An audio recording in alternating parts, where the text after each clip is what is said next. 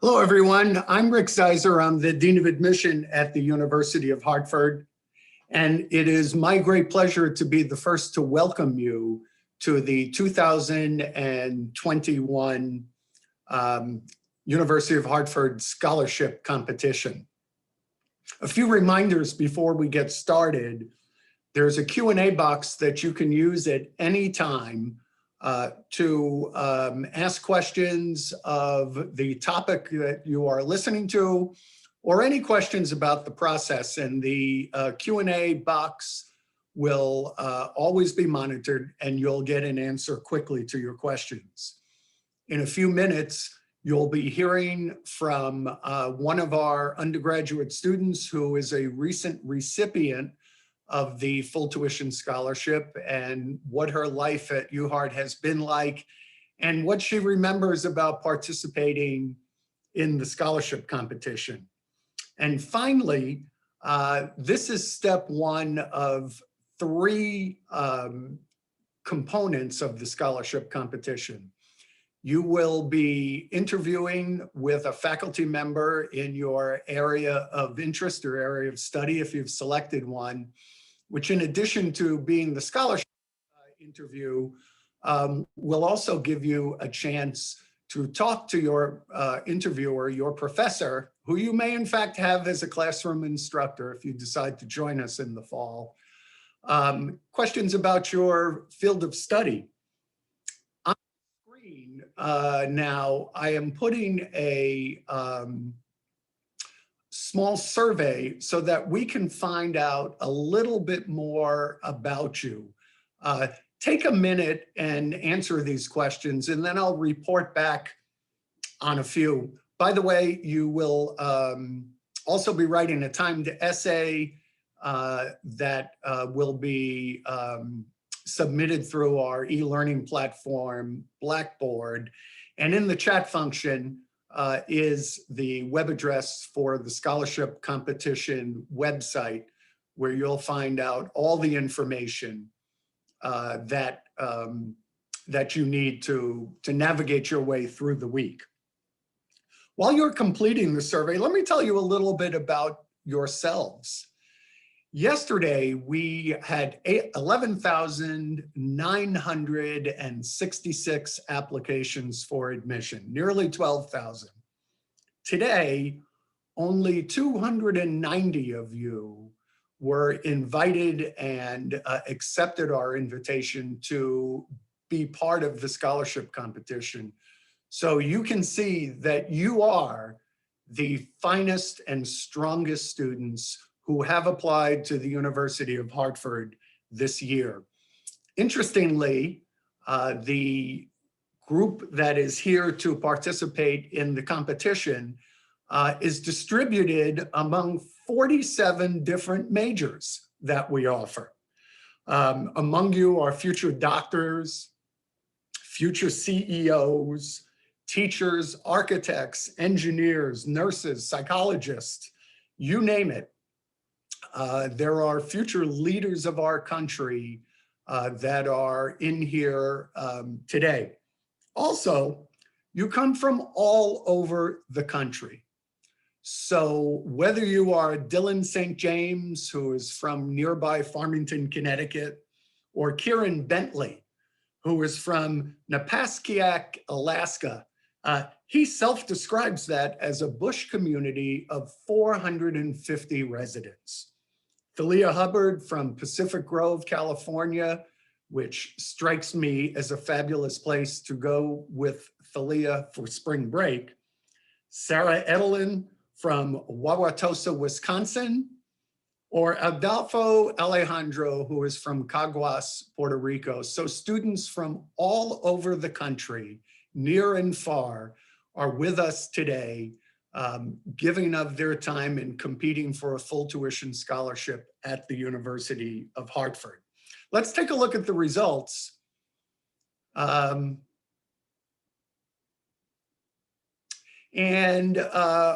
Wow, 85% of you, these aren't actually surprising to me. 85% of you were involved in clubs and organizations. 80% of you are volunteering. Nearly 80% are in an honor society or hold a leadership position. It just reaffirms what we already know about your outstanding backgrounds that that have invited you and gotten you here today. You know, as the Dean of Admission, I get to read the applications that I choose to read. And it's a privilege that I have actually personally read many of your applications myself. And it reminds me of a conversation I had with another colleague years ago. And he said to me, what a privilege it is to read applications for admission from students who, when you compare them to yourself then and even now, are applications from students who I can't help but think are smarter than I am. Speaking of smarter than I am, I'd like to introduce you to Valentina Jimenez. The reason I say that is not only did she win a scholarship to the University of Hartford, she is synthesizing peptide chains. I don't know what that is, Valentina, but I'm sure that the students will be happy to hear about what you remember about today when it was your turn and what your life has been like since you came here. So it's all yours, Valentina. Thank you.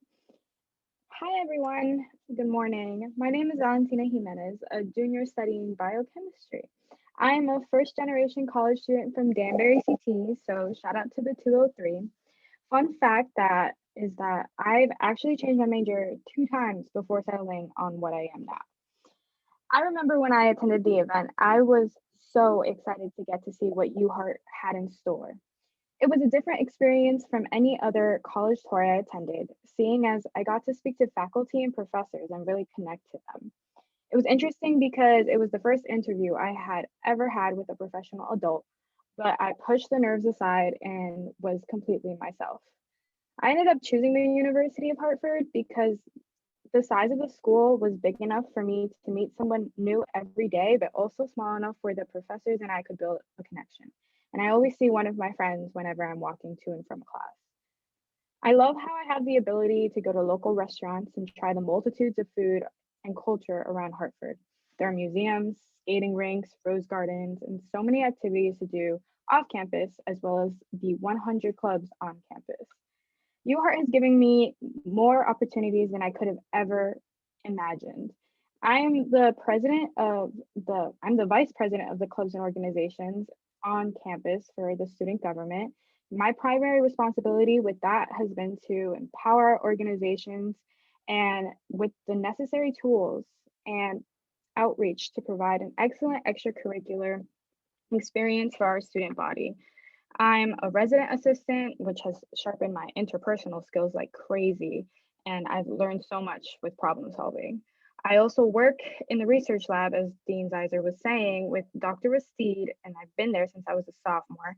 I'm a junior now, so it's been quite a crazy time. I've been synthesizing peptide chains and using the knowledge that I've gained in class in my real life experiences. It's interesting because right now I'm creating a lab for some of my peers to do in their class, in their advanced synthesis class. And at the end of that, it's going to be published. My name's going to be on it. It's great. My long-term goal is to work as an environmental chemist and eventually in public policy to help establish legislation to help protect the environment and public health. With all the extracurriculars that I've joined, I feel as if every single one has taught me important skills to reach these goals. I am so thankful for the opportunities I've been given at UHeart, and it all started with this day. Each of you are going to have a chance to talk one-on-one with faculty members and meet current students. Enjoy those moments. Take the time to ask questions and get to know the faculty. It's okay to be a little nervous. I know I was, but everyone here is so welcoming and wants you to succeed. Congratulations on your acceptance to UHeart, and I hope to meet many of you on campus next year. Thank you for taking the time to hear about my experience. This might be you talking in front of future UHeart students next year. Now I'd like to introduce you to our University Provost, Fred Schweitzer, to share more about UHeart and the unique undergraduate opportunities you will experience as a student. Thank you so much. Thank you, Valentina. Good morning, everybody. It's so nice to have all of you here. As Valentina said, I'm the provost and the vice president for academic affairs. So you might wonder what that means. What's a provost? I get asked that question a lot. Formally, what it means is that all of the schools and colleges, all of the deans, all of the academic programs, those all report up to me. So in a way, I'm responsible for all the academic experiences here. Informally, what it means is that I get to get up every day and I get to think about how to make this the most vibrant and exciting academic community that we can have. It's a lot of fun. And part of the reason it's fun is because I'm joined in that by an incredibly talented faculty. You'll hear more about them in a moment. A really dedicated staff and a wonderful group of students like Valentina who give us as much as they get. I'm excited for you to join us. As Rick Zeiser said, you're the best of the best. Now, in prior years, when we did this face-to-face, we would have a little contest to see who came the furthest. Obviously, we can't do that now, but as you heard, there are people from all over the country. However, I had to drive 30 miles to get to my office this morning, so maybe I win who came the furthest. But whoever that is from Alaska, you win the who had to get up the earliest to be here. I think it's 6 o'clock in the morning in Alaska, so hats off to you. So let me tell you a little bit about what is special about the University of Hartford. One is that we try to blend, challenge, and support. The academic standards here are quite high, and we make no apology for those standards. The professional communities that you might be going out into and our society in general deserves nothing less than the very best that you can offer them. And that's what we're going to get you to give. So you're going to get pushed. You're going to get pushed to work hard. You're going to get pushed to achieve things that maybe you didn't think that you could. I'm also going to encourage you, whether you come to the University of Hartford or not, to view college as a time to take some chances. Don't just stay in your academic safe zone. You've got the opportunity to study and learn about pretty much anything you want, and you're not going to get that opportunity again. So take it. The other side of that coin is that should you find yourself in a place where you took a course and it felt like it's too much for you, you're struggling, you're not doing as well as you normally do, there is a ton of academic support here for you, including the professor that's in your class. The professors wouldn't be here if they weren't deeply committed to teaching and learning and to students. Another thing that's special about us is we are an undergraduate focused institution.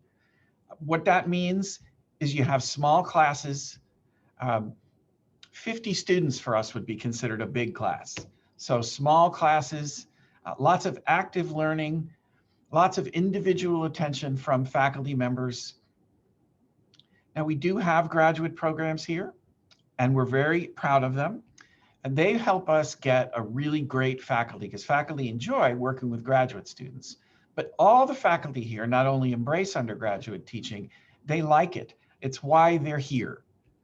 If they were interested only in teaching graduate students, they'd be somewhere else. So the faculty that you see on the website, the faculty that you're going to hear me talk about in a few minutes, those are the faculty that would be here working with you. The other nice thing about graduate programs is that we have a number of opportunities for you to flow from an undergraduate program into a graduate program without having to reapply. If your academics are up to par. We have 3+1 programs in business, psychology, and architecture, and we have some first-year entry programs in the health professions that I'll be talking to you about in a minute. Another great thing about us from my perspective is I think we're just the right size. Valentina was talking about this. We are big enough that there is a wide variety of majors and students and perspectives all over this campus, but we are small enough that you can know people, you can know a lot of people. I walk across campus and I always see somebody that I know. That's one of my favorite things about being here. Another nice thing is that we are diverse. We are diverse in every way that you can think of. We're geographically diverse. We have students here from city, from the country, from everything in between, from lots of different parts of the country.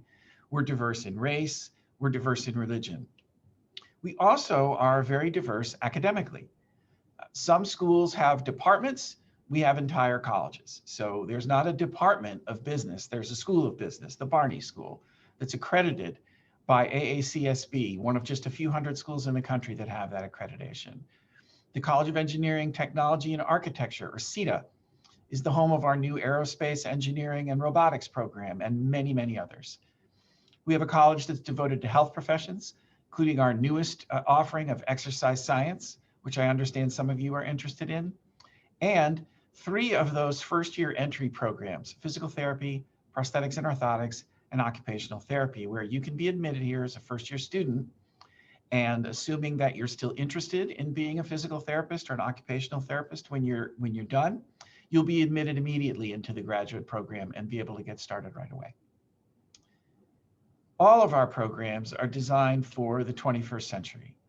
We do have, of course, traditional programs that you would expect to find at a college, history majors, philosophy majors, language majors, things like that. We also have programs that are geared to the needs of our communities and our society in the 21st century, like nursing, which is one of our most popular programs, digital media and journalism, computer science and engineering, business analytics.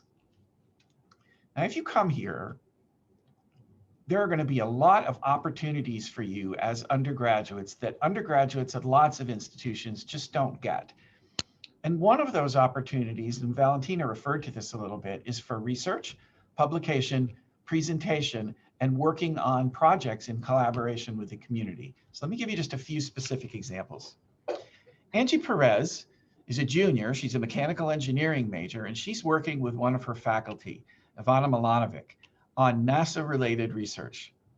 Now, Angie is one of 14 students that was awarded a Dorothy Goodwin Scholarship. And those are designated for undergraduate female students who are conducting innovative research or creative projects with support from faculty mentors. Angie will be researching the effects of airflow at high velocities and how that impacts the body of an aircraft wing. Abby Myers is a senior.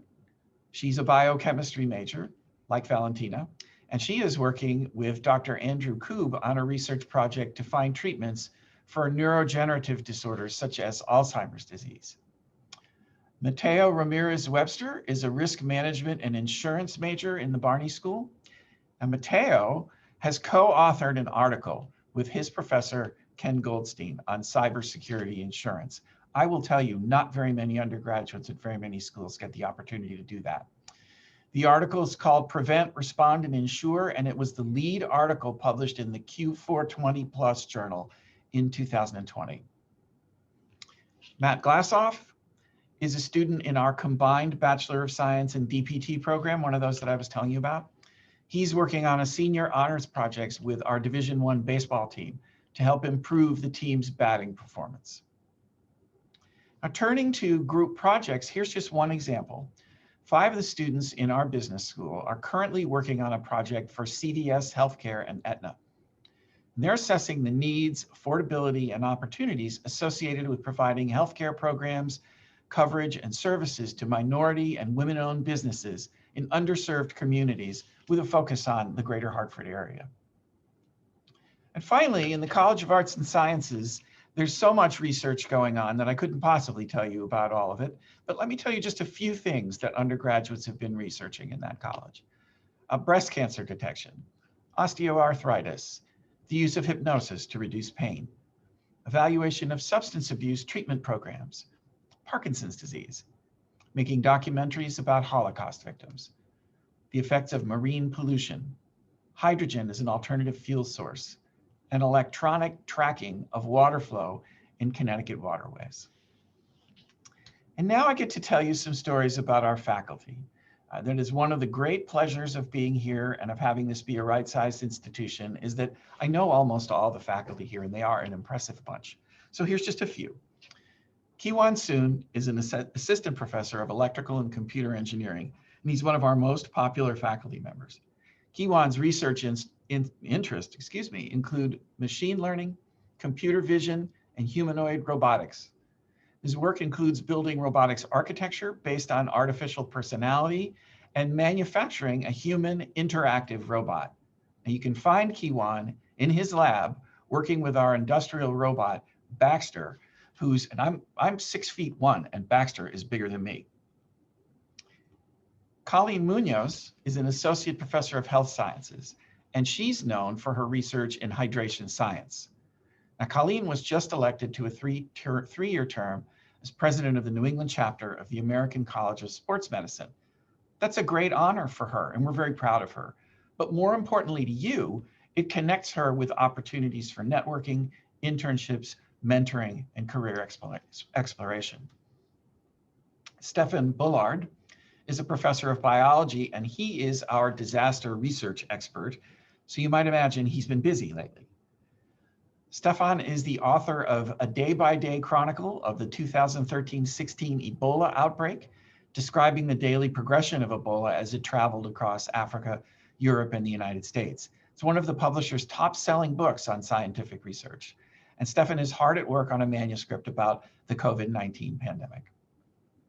Duffy Felmley is an assistant professor of prosthetics and orthotics, and he works with the Veterans Administration and the Wounded Combat Veteran Project to improve the quality of life for amputees by creating devices such as an artificial fin that will allow them to participate in physical activities like swimming.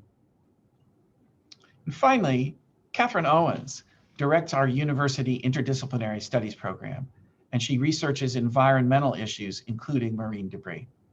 She recently spent a year in India on a Fulbright fellowship, and she's been awarded a National Geographic Exploration grant under the Reducing Ocean Plastic Pollution Program to continue her work. So if you found any of those folks interesting and intriguing, and you thought, gosh, I'd like to get a chance to meet them, that may happen.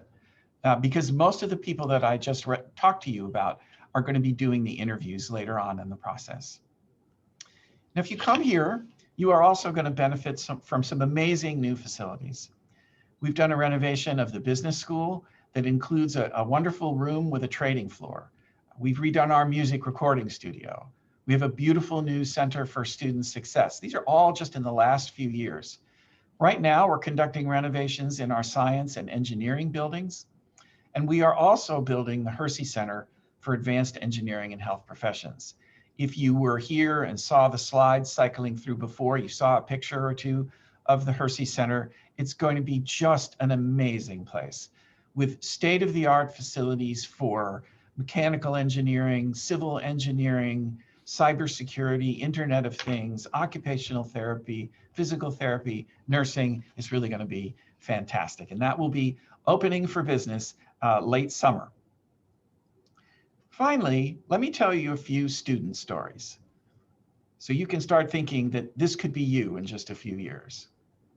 Andrew Peterson is a graduate of our Architectural Design and Technology program in CETA, but he's one of those 3+1 students I talked to you about, and he's continuing his education in the Master of Architecture program.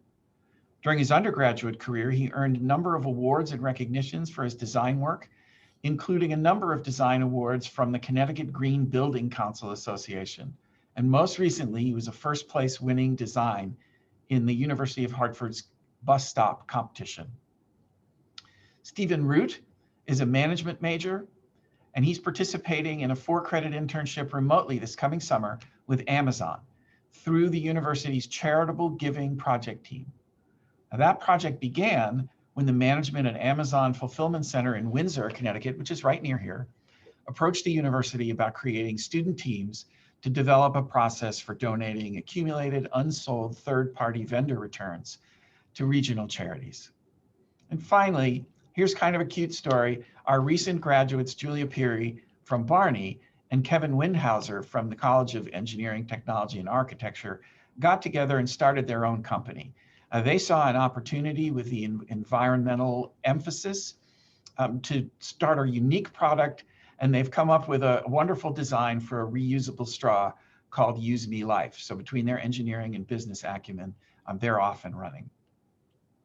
So maybe next year or in a couple of years, I'm going to get to be telling stories about you. I hope you found this interesting.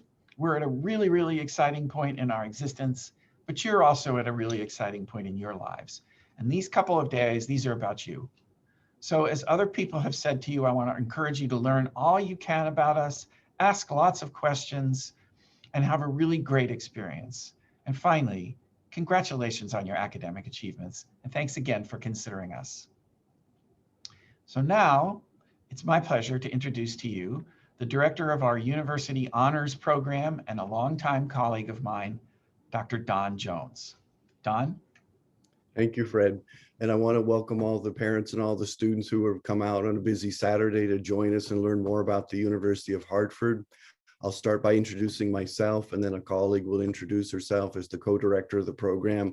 And you'll also get to hear from some students, and I'll add a PowerPoint slide. But first, let me just talk to you directly and say that, I'm Professor Donald Jones. I've been here for over 20 years. And I think one of the things that's kept me here is as the provost said, like the size of this university. It's big enough to accommodate all those different majors, and yet it's small enough that, as the provost said, we get to know students over time. I frequently teach first-year students in a writing honors section, and I get to see them over time. Two of the students who you're going to be hearing from, I knew from year one, in another opportunity that you also can share in beyond the coursework. So this is a right-sized university. And so what it means from a student's perspective is you're not going to feel lost and anonymous here. You're going to connect to some wonderful professors, develop relationship with them, like some of you probably have done with some of your high school teachers. Over my time here, I have been a professor in the English department. I've taught many writing courses and other courses, including some honors seminars. I've also been the writing program director, as well as a chair of a department. And then I also have been the A&S honors coordinator for about 10 years. And that overlapped with my time of being the honors director. And as I'm honestly getting towards the end of my career, I consider the work in the honors program some of my most satisfying work, because I've got to work with so many wonderful students and been so impressed by the work that they're doing in all of these incredible majors that we have. I'll let my colleague, Dr. Claudia Oakes, introduce herself. And at the same time, I'll start my screen share, and then you'll get to hear from the students as well, who are going to be talking during the presentation. So Dr. Oakes, and I'll take care of the screen share at this time. Good morning. My name is Claudia Oakes, and I'm the director of the Health Science Program in the College of Education, Nursing, and Health Professions. I will second Don's statement that one of the great things about the University of Hartford is the ability to build relationships with the students. And something that I can add is that those relationships extend on to after people graduate. So I just received word that one of my former advisees has finished medical school, has started her residency, someone is getting engaged, someone has started a dental practice.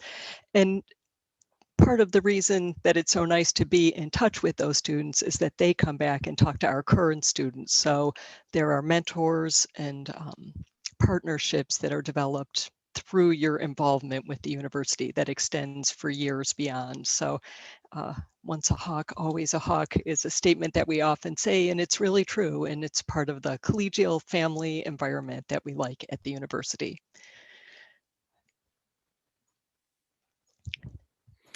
If you take anything away from the honors program, if you receive the slide there, it's this idea that it's 18 credits of excellence. We're going to be talking about excellence in the classroom, as well as excellence beyond the classroom, as you'll see. The 3 points I'm going to be making is, first, the idea that the honors program is immediate in its benefits. It's flexible in its requirements. It's easy to graduate with honors, even if you're in a 3-year program. And you'll hear from these seniors, and with the examples I'll give. The third main point is that honors is transformational in its results. Students really are very different from what they thought they might be by their first year, and they are so accomplished, so poised.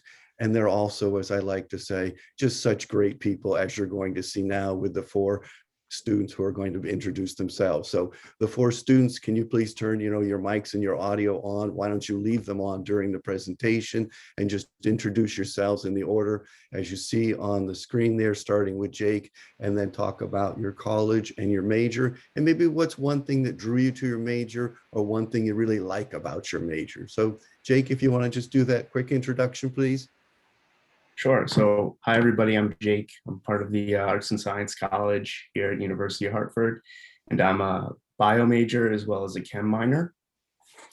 And I kind of came to college thinking, this is going to be great. I was looking in the healthcare field, so I was thinking PA, doctor, and I've kind of settled on going to PA school after. And I had no idea about the honors program at first, but I was introduced by Professor Jones, and I actually joined late as a sophomore.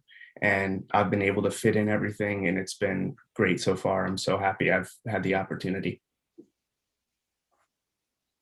Christina? Hi, so my name is Christina Roy. I'm an accounting major at the Barney School of Business. First off, I actually want to say congratulations on being part of the scholarship days. I was part of the very first scholarship days and actually was a recipient of that. It's a huge accomplishment, and you really should be proud of yourself for being among such great students and being here. In terms of why I chose my major, I really didn't know what I wanted to do. I just knew I wanted to go into business. And my aunt was an accountant, so I kind of worked with her and figured, oh, this might be something I want to do. And here I am still doing it. So And Maeve? Hello, everybody. My name is Maeve Cantwell. I'm a mechanical engineering major with a concentration in acoustics. I also have a minor in architecture. I was drawn to acoustics actually when I was 13 years old. And it's something that I've wanted to do ever since. And since coming to the university and being able to do a lot of research opportunities with my professors in acoustics, it's just, enhanced my desire to be in the acoustics field. I'm looking now at jobs for architectural acoustics, so helping people with like concert halls and theaters and stuff like that. Mhm. And last but certainly not least, Hanal, please.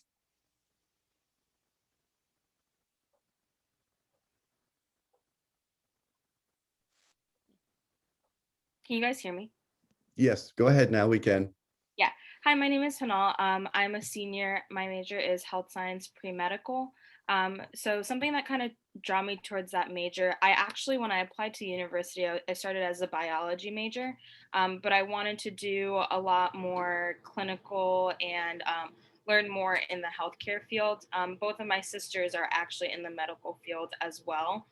So kind of continuing that tradition, but being at the University of Hartford, I've learned to start having a passion for cardiovascular disease. And I think that the honors program has definitely helped me do that. And I currently do research with Dr. Colleen Munoz as well on dehydration. And she's a wonderful advisor, and we'll hear more about that. One thing I think you can take away from the students' comments is that if you're one of those students who's not sure where you're going, what you'd like to do, you are going to go in ways you never expected, and it'll be an exciting journey, and just trust that you'll be guided along the way. As you see on the first slide there, the nice thing about the honors program in year one is that the benefits are immediate, and it's easy to get started in the honors program because you're simply going to take an honors section of an already required course, a general education course. So you're not doing anything extra. You're simply doing an honors version of a course you'd be taking, like a first year writing course. It's also the case that many students find it easier to excel in these honors sections because they're surrounded by other great students. These are often slightly smaller sections being taught by great professors, and you're going to be challenged to think critically, to assert informed opinions, to write persuasively, which are exactly the literacy and the communication skills that are crucial for academic excellence. Maeve, can you come back on board and talk about your specialized honors course you did within CETA, as well as the general honors course that you took in your first year? Yes, so in CETA, our freshman honors courses are a little bit different than some of the other honors courses for freshmen, like in ANS or Barney. But we have what's called a first year honors seminar. And it's just all the people in CETA who are thinking of doing honors, so a relatively small class. And we just talk about how we can kind of get a head start on making ourselves marketable professionally. So one of the big things we did in that class that helped me a lot later in my college career was we did mock interviews. So each class period, you would have 2 interviews per class period. So you'd go up in front of the class, you describe a little bit about yourself, and then your classmates would, interview you and just ask you what is marketable about you as a person. So that was a really great experience as an honors class. I don't know how other honor sections do it, but I know that all of my honors classes have really helped me both academically and also professionally as I've looked into doing jobs. Also, I was able to be in the Hawk Hall Honors RLC, the Resident Learning Community. And one thing that we were required to do as part of that learning community was take an honors class altogether. So that class that we took was politics, which at the time when I was taking it, it was right into the start of the new administration. So it was an interesting time to kind of look at politics and how it was changing. So we investigated politics, from the very early days of America all the way through to now. And that was a great way to meet a lot of my honors peers, especially people who were not in CETA. I was taking the CETA honors course, and then I also got to meet honors students in other colleges. And, we formed some really good bonds, and I'm still friends with quite a few of the people that I took that class with. Mhm. So let me elaborate a little bit upon this RLC, this residential learning community. This is an example of how you get to learn beyond the classroom a bit, because this is in Hawk Hall, and it's a group of 24 students. They're all honors students, and they not only study together, they live together and really form close bonds. And it's another example of how I get to know students early on, because that's how I met Maeve, and I met Hinal there as well.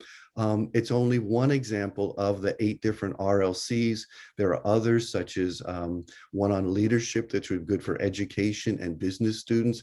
There's one on wellness, this obviously would be good for nursing and health professions. There's one for STEM, obviously with science, technology, engineering, and mathematics. And that's led by the dean of the college, Dean Al-Najjar, the dean of CETA. So these are great ways to learn sort of, beyond the classroom. You'll be encouraged, if you apply for one of these, to put down 3 choices, and we'll try and accommodate one of the choices. There are other examples of learning beyond the classroom. For example, in arts and sciences, students in the first year do a first-year seminar, and there's a symposium in December where students present their work to the other students, and faculty come in and judge the critical thinking, the quality of the presentations. In the School of Business in Barney, there are Ellsworth and Norgard lectures. CETA has this incredible thing of they actually have a racing team where they build a car and then have many speakers coming in. The Education, Nursing, and Health Professions has ENHP Day in April, where faculty, students, and then recent graduates come back and talk about what they're doing in the workplace. The Hartford Art School has many art exhibitions, and the music school, has even more performances. And now, can you give us one example of how you started to learn beyond the classroom in first year or soon after there? Yeah, so one great opportunity that I had from learning beyond classroom. So when you're in the honors program, you have to turn at least 2 courses into an honors course through filling out a contract with the professor. So I think it was my sophomore year when I filled out a contract with Dr. Colleen Munoz for my cardiovascular disease class.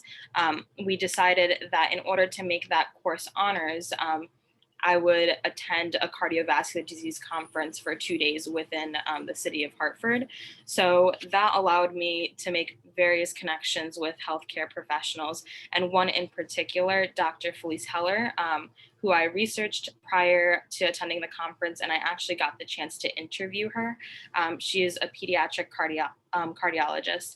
And then through that interview, she allowed me to shadow her at CCMC, which is nearby the Connecticut Children's Medical Center.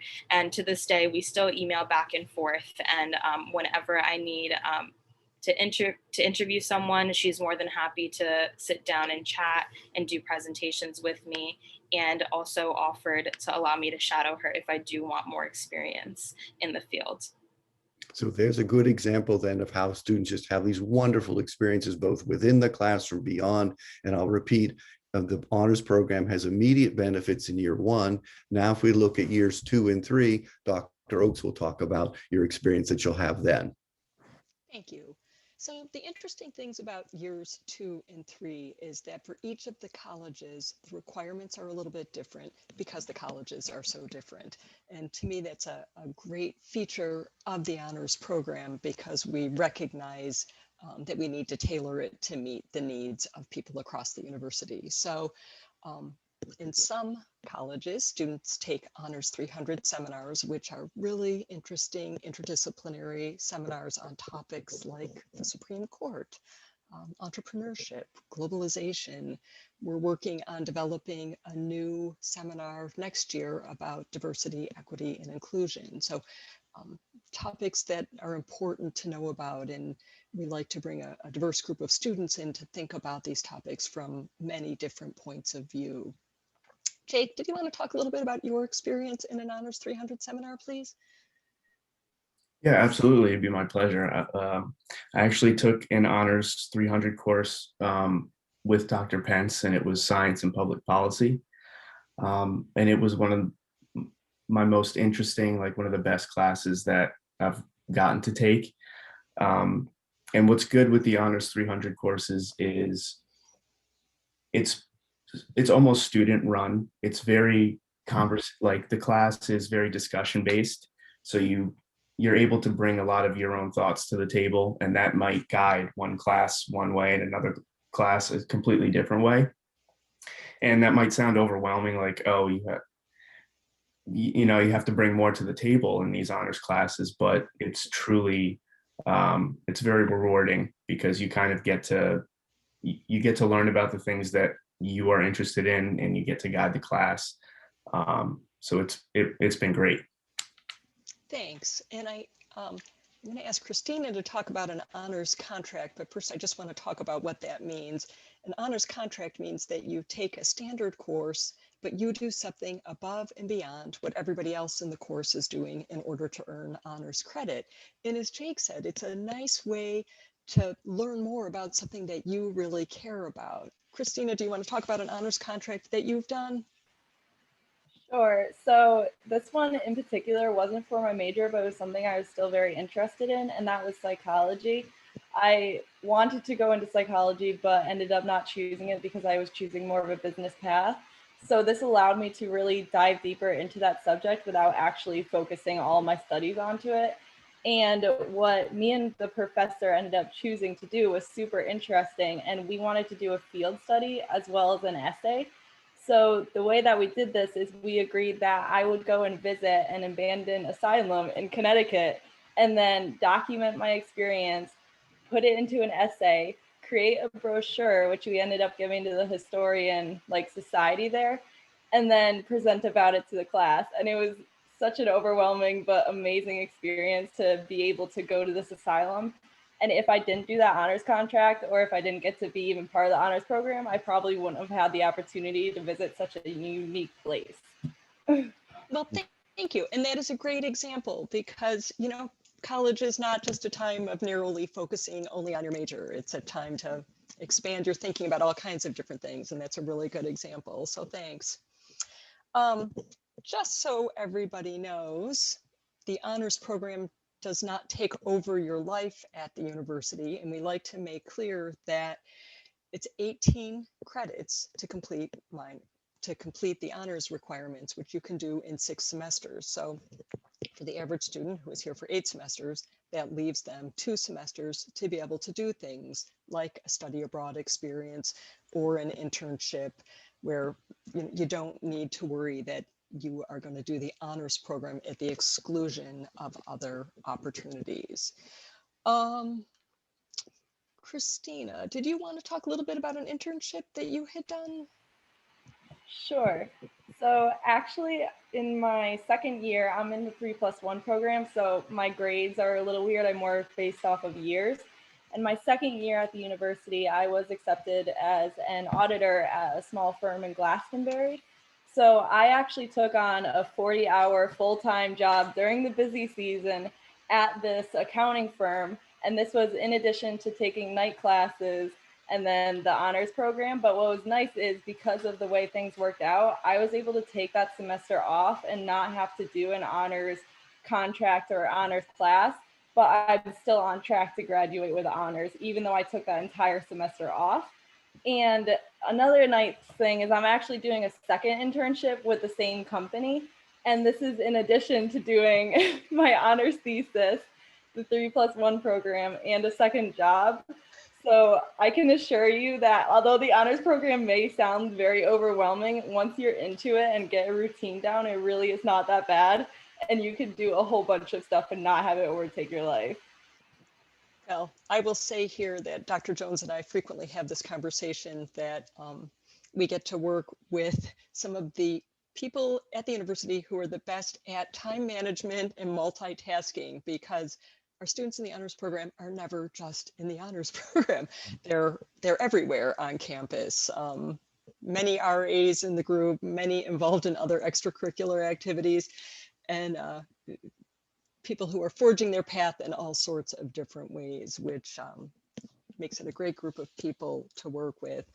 We are a little low on people who are doing study abroad at the moment because of the pandemic, but it is available in normal times as an option for people who are in the honors program. And we do have study abroad experiences that are full semester, and we also have shorter ones for people who really feel like they don't want to be away for that long. So sometimes people will do a study abroad over our winter term in January. And we even have short study abroad experiences that take place over spring break and normal times. And we're hopeful that that will become a thing again. So I think, just in summary, there are many opportunities for life-enhancing experiences inside and outside of the honors program. Now we're going to talk a little bit about senior honors projects, which are completed in the last year and under the support of a faculty advisor. And Hanal, I think I'll take this opportunity to ask you about your further extended work with Dr. Muñez.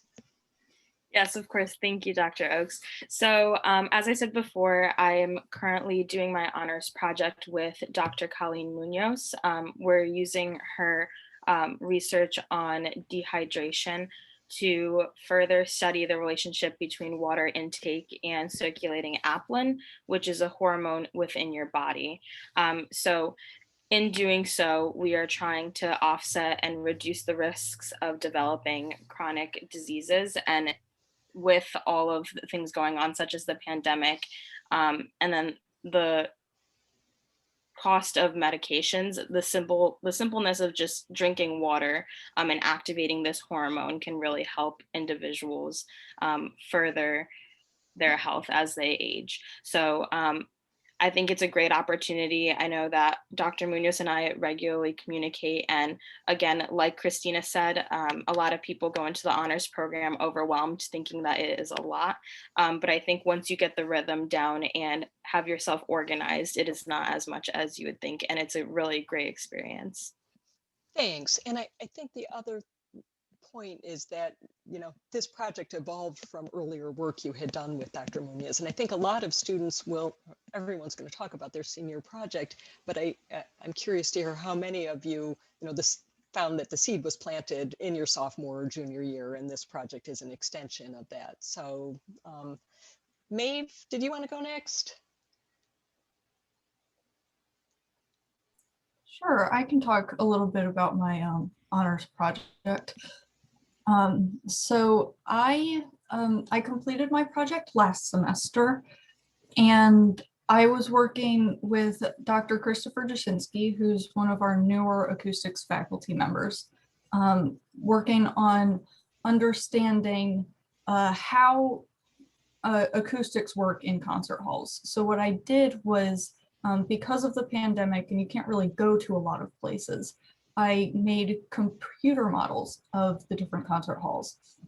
I did 3 different concert halls, and then I put them into this acoustic software that we have called Odeon, and saw just how the acoustics worked in these halls, and where there might be hotspots, why the acoustics is good, just in general in the halls.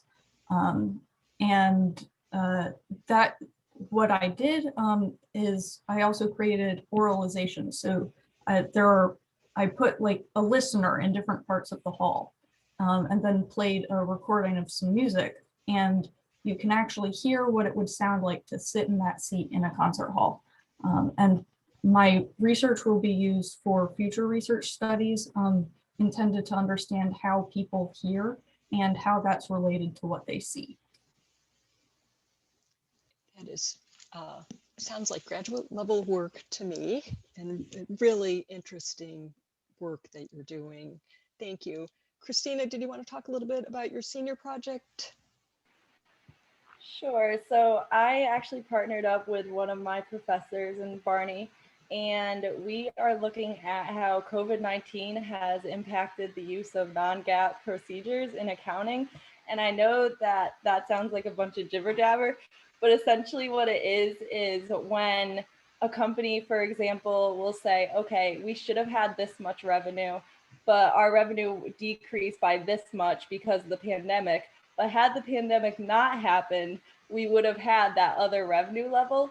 So they're reporting on their financial statements that they earned a certain level of revenue that they didn't actually earn. And so we're kind of looking at, is it okay to say that during the pandemic, you didn't earn this, but you should have, and report that? Or is that kind of misleading to the people like investors that are using your financial statements on the basis that they're reliable? So we're kind of offering a bunch of suggestions of how to really account for these times, because it's something that nobody has encountered and nobody has really prior research on. It's just a bunch of suggestions. So we're kind of looking to offer a true idea of what to do and have that work eventually published in a well-ranked journal for other people to use. And I think really all three so far have are explaining projects that are real life projects. These aren't theoretical projects or things that were created just to give you something to do to graduate with honors. You're all tackling real world issues. So Jake, do you want to add with a little discussion of your project? Absolutely. So like you were saying before, the seed was planted for my project junior year, actually making microbiology an honors contract and getting more interested in that. So I've been working since junior year with Dr. Silver, and we're analyzing the presence of Staphylococcus aureus, which is a bacteria very common on the UHART undergraduate population. So what we've been doing, well, what we did junior year was actually swabbed 500 students, like their nose, kind of similar to COVID testing. And then we've been using phenotypic and molecular techniques learned in class to actually identify whether it is staph or if it's a different species, and comparing that to the world population and some of the current research that's out now. And we've actually found that you might have to do a little bit more molecular testing to make an accurate determination of who has staph and who doesn't. So it's very interesting to see how our results compare to results that are being found. So we think we're onto something new, and hopefully it's going to be published. And we're also looking at antibiotic testing, antibiotic resistance, which is a whole nother aspect that is super fun to be able to be a part of. Great. And again, I'm gonna jump in, Dr. Oates, and just tell the anecdote that Jake won't tell. And that is the fact that he originally was not starting this as a thesis, but he was going to do it as a smaller project. And his professors came to him and said, look, you have done thesis level work. You need to get into the thesis option. And they pushed him to do that and made it possible behind the scenes. So there's a great example of how students are supported and sometimes taken beyond what they ever imagined by their professors. I'm going to be mindful of the time, and we started a minute or two late, and I'll say we'll just go a minute or two over, but I'll be super careful of the time and say, Claudia, I'm going to jump in and just say we have students presenting on campus at a colloquium We didn't have it last year. We're going to do a virtual version of it this year, but these seniors will be presenting, other students will be presenting, and then one more slide. In year 4, students are really transformed by the results of their work, by that senior honors project. In the picture you see Kamar and Elena, who then also had the opportunity, like 10 of our students are doing every year for the last 6 years, to go off to an honors conference. Some of you may recognize in the backdrop, it's Pittsburgh, and this is from 2017. And I think the smiles on their faces show everything about honors. They're delighted and so proud of their work. There's Jake saying that how the study of disease is so fun to be doing, and Christina is not saying that she's already submitted the publication for her manuscript for publication. Students are doing incredible work. You see the other topics listed there from various colleges. Our students are really going places, as I like to say. With an eye on the time, I'm going to go quickly to the next slide. Dr. Oakes, you want to just say something about what students are doing in terms of employment and in terms of graduate study? Sure. So, depending on what your major is and what your plans are, we have some people who enter the workforce right from college, and we've had people at Electric Boat, Apple, Cigna, Newman's Own. And Quimby's doing a research position at Boston Children's right now. And then we have a whole host of students who go on to fantastic graduate programs. They're competing with people from all over the country and all over the world and earning spots in these really prestigious programs. I can't even single out any one of these as being exceptionally great, although Destiny's neuroscience work was impressive and she earned a super competitive spot in Alabama, but all of the students have gone on to great things, and we feel like their honors work has helped them to be ready for their next steps. Yes, and some of them, like Destiny, are going into full scholarships for doctoral work, which is just an incredible opportunity for them, and the honors program helped them get there. The last slide I will just simply show is to get started. You obviously need to make a decision with your parents' guidance about deciding and committing to the University of Hartford. I will recommend that you try and be a part of one of those RLC groups, and that's part of your housing application. And then in the first semester, try it, you may like it, is my Italian grandmother line of just take an honors section and you'll go places you've never thought a few years later, like these students. You see the website for honors there. There's tons of information there. Please do reach out to Dr. Oakes and myself.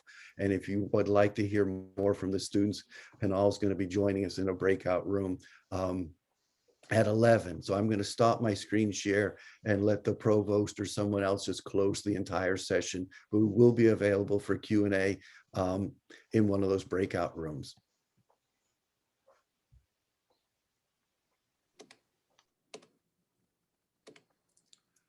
Well, okay. Thank you so much, Drs. Jones and Oakes and the students. I can't help but think of how exciting it'll be in a few years to have some of the students who are participating today giving a presentation about the work that that they've been completing as undergraduate students here. So stick with us now, because what happens is you're going to go to breakout rooms to learn more about the topics that are listed in front of you. Honors program is a continuation of this discussion, where you will be able to interact with the participants in the presentation you just heard. You can get essay tips, interview tips, an open Q&A with current students, and then a specific breakout room for the Barney School of Business 3+1 scholarship information, where you get a master's degree and an undergraduate degree in 4 years. So that concludes this opening part of the program. In the chat box, you will find the link to the breakout rooms if you need it. You also have received that previously. So once again, it is my great pleasure to have you with us today. Thank you for your interest in the University of Hartford, and thank you for providing me and my colleagues in admissions very interesting and impressive applications to read. Best of luck to you the rest of today and through the week. Thank you and have a great day.